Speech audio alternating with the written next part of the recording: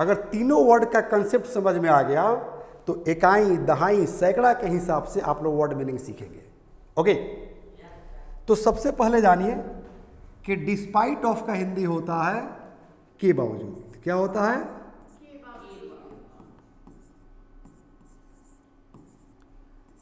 ठीक है। और पी एडजेक्टिव से क्या पता चलता है? अधिकार या संबंध। ठीक है। तो पी एडजेक्टिव में क्या क्या आता है मालूम है? जैसे माई आएगा, आवर आएगा, योर आएगा, हीज आएगा, हर आएगा, देयर आएगा। ठीक है, समझ में आ रही है ना? पी एडजेक्टिव मतलब पॉजेसिव एडजेक्टिव, यानी कि अधिकार बतलाएगा या संबंध बतलाएगा। ठीक है। तो माई से अधिकार या संबंध का बोध होता है, आवर से अधिकार या संबंध का बोध होता है, योर से अधिकार या संबंध का बोध होता है, हीज से अधिकार या संबंध का बोध होता है। हीज जो है पुरुष के लिए यूज होता है, यानी कि मेल के लिए यूज होता है।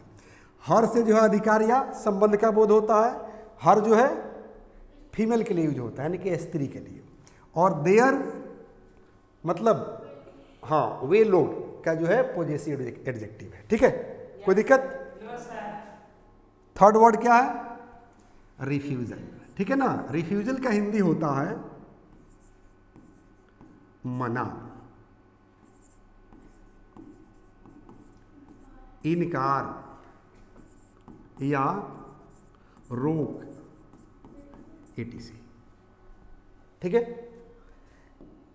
तीनों वर्ड का हिंदी जान लिया आप लोग? डिस्पाइट ऑफ मतलब के बावजूद। अब पॉजेसिव एडजेक्टिव का कंसेप्ट आप लोगों ने समझ लिया। और रिफ्यूजल मतलब मना, इनकार, रोक, etc। यानी कि और भी बहुत सारे हिंदी अर्थ इसके निकल सकते हैं। कोई दिक्कत? हिंदी बोलचाल में हम लोग बोलते हैं ना कि मेरे मना करने के बावजूद तुमने वहां एडमिशन कराया। ठीक है।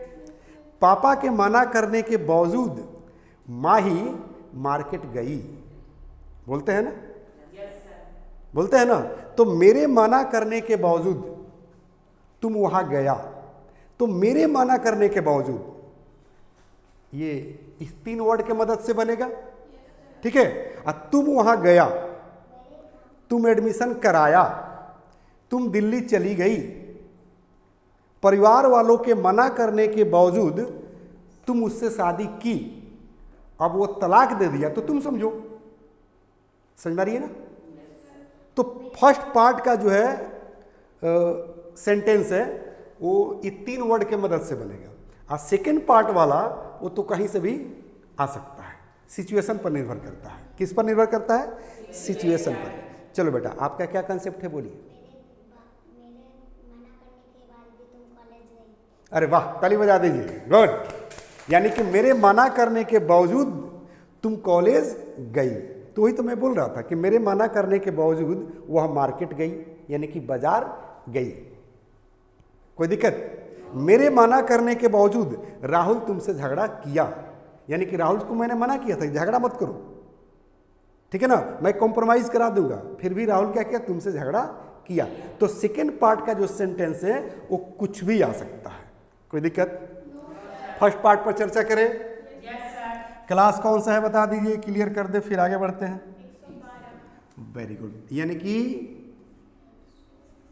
112 वर्ड फॉर्मेशन का 112 क्लास है। ठीक है। अब देखो, इस तीनों वर्ड के मदद से हम बहुत सारा वर्ड बनाएंगे। ठीक है। फॉर एग्जाम्पल, डिस्पाइट ऑफ, और यहां पर अब माई को लेकर चले आओ। ठीक है ना? डिस्पाइट ऑफ माई, और उसके बाद क्या कर दो? रिफ्यूजल। ठीक है।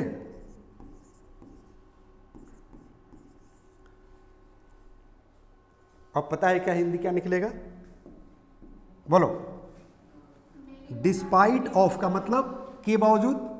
अब माई रिफ्यूजल में, हाँ, माई माने मेरा, और रिफ्यूजल मतलब मना, इनकार, रोक। ठीक है। अलग अलग वर्ड है इसलिए ऐसा दिख रहा है। अब तो सेंटेंस में आ गया ना। तो डिस्पाइट ऑफ माई रिफ्यूजल, इसका हिंदी होगा बाबू मेरे मना करने के बावजूद। ठीक है ना, मेरे मना कहो चाहे इनकार, मेरे मना करने के बावजूद या मेरे इनकार करने के बावजूद या मेरे रोकने के बावजूद, तीनों हिंदी लिख सकते हैं आप। कंसेप्ट क्लियर होना चाहिए। तो मेरे मना करने के बावजूद, समझ में आ रही है? अब अगला सेंटेंस इसमें जोड़ सकते हैं कि नहीं? जैसे मेरे मना करने के बावजूद तुम वहां नामांकन कराया, मेरे मना करने के बावजूद राहुल शादी कर लिया। यानी कि मैंने राहुल को मना किया कि उससे शादी मत करो, शादी करोगे तो जिंदगी तहस नहस होगी। समझ में आ रही है ना? माँ बाप के मना करने के बावजूद सौरव मुस्कान से शादी किया, रिजल्ट क्या हुआ? 16 टुकड़े। समझ में आ रही है ना? तो इस सेंटेंस को बोलना होगा तो आपको इस रूल की जरूरत पड़ेगी, इस तरह के जो है वर्ड मीनिंग की जरूरत पड़ेगी, माँ बाप के मना करने के बावजूद। ठीक है ना? तो यहीं पर जो है पॉजेसिव एडजेक्टिव बना देंगे माँ बाप का। ठीक है ना, कि डिस्पाइट ऑफ पेरेंट्स रिफ्यूजल। बनेगा कि नहीं बनेगा? बनेगा, अभी बनाएंगे, आप लोग याद दिलाइएगा। राइट, पहले इस पर हम लोग देख लें। ठीक है ना? चलिए अब एक बात बताओ, जैसे अगर कह दें हम कि डिस्पाइट ऑफ आवर रिफ्यूजल, हाँ सबसे पहले जानो आवर माने होता है हमारा, हमारी, हमारे। ठीक है ना, यानी कि हमारे मना करने के बावजूद। कोई दिक्कत? चलिए यहां पर चेंज करते जाओ ना। जहां देखो माई के जगह पर क्या आ गया? माई के जगह पर आवर आ गया। ठीक है ना, तो यहां पर हम योर नहीं कर सकते हैं? कर सकते हैं ना। डिस्पाइट ऑफ योर रिफ्यूजल मतलब तुम्हारे मना करने के बावजूद। कहते हैं ना कि देखो तुम्हारे मना करने के बावजूद मैं वहां गया, तुम्हारे मना करने के बावजूद मैं उससे माफ़ी मांगा। मतलब तुम मना किया था कि माफ़ी नहीं मांगो, उसके सामने झुको नहीं, क्योंकि वो इंसान नहीं है, इंसान के रूप में शैतान है। लेकिन फिर भी परिवार को बचाने के लिए, दोस्ती को बचाने के लिए, अगर दोस्त है तो दोस्ती को बचाने के लिए, अब परिवार के मेंबर है तो परिवार को बचाने के लिए मैं उससे माफ़ी मांगा, दोस्ती को बचाने के लिए मैंने उससे माफ़ी मांगा। इस तरह के सेंटेंस हम यूज करते हैं कि नहीं? करते हैं ना। तो वहीं पर इसकी ज़रूरत पड़ेगी।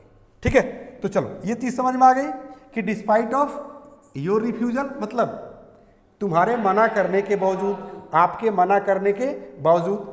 अब देखो आएगा क्या चीज़? हीज और हर। तो मान लो कि हमने लिखा क्या चीज़? हीज और नहीं तो हर। ठीक है, महिला को कह रहे हैं तो हर कहिए, आप पुरुष को कह रहे हैं तो हीज कहिए। यानी कि डिस्पाइट ऑफ हीज रिफ्यूजल या हर रिफ्यूजल मतलब उसके मना करने के बावजूद। समझ में रही है ना?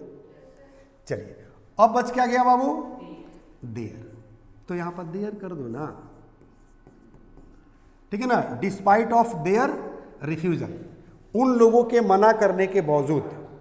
कहते हैं ना कि वो लोग तो हम लोग को मना किए थे कि यहां आना नहीं है, आओगे तो झगड़ा होगा। ठीक है, सारे टीम मेंबर गरम है, समझ में आ रही है ना, लेकिन फिर भी आप लोग आ गए। तो सेंटेंस बोलेंगे ना कि उन लोगों के मना करने के बावजूद हम लोग खेलने गए। कोई दिक्कत? चलो अब एक सेंटेंस मैंने यूज किया था कि माता पिता के मना करने के बावजूद। तो माता पिता का अंग्रेजी क्या होता है? पेरेंट्स। ठीक है ना, तो क्या कर देंगे?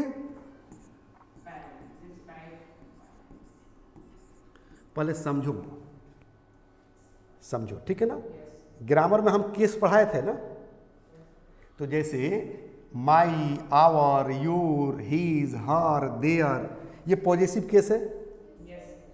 क्या है? पॉजेसिव केस है। ठीक है ना, चलो तो पॉजेसिव केस का नियम होता है कि अगर किसी नाउन के अंत में एस लगाकर प्लूरल बनाया गया हो और उसका पॉजेसिव केस बनाना हो तो अपोस्ट्रोफी लगाते हैं। क्या लगाते हैं? अपोस्ट्रोफी। तो यहाँ पर हम अपोस्ट्रोफी लगाएंगे ऐसे। ठीक है बाबू, क्या करेंगे? अपोस्ट्रोफी लगा देंगे। ठीक है ना? इसका मतलब क्या हुआ, समझो इस चीज को। इसका मतलब ये हुआ, इधर से समझो। The first step towards achieving your dreams is having the right coach. Get the best education with English Plus by Sanjeev Sivaneer and make your spoken English dreams come true. Download the app now.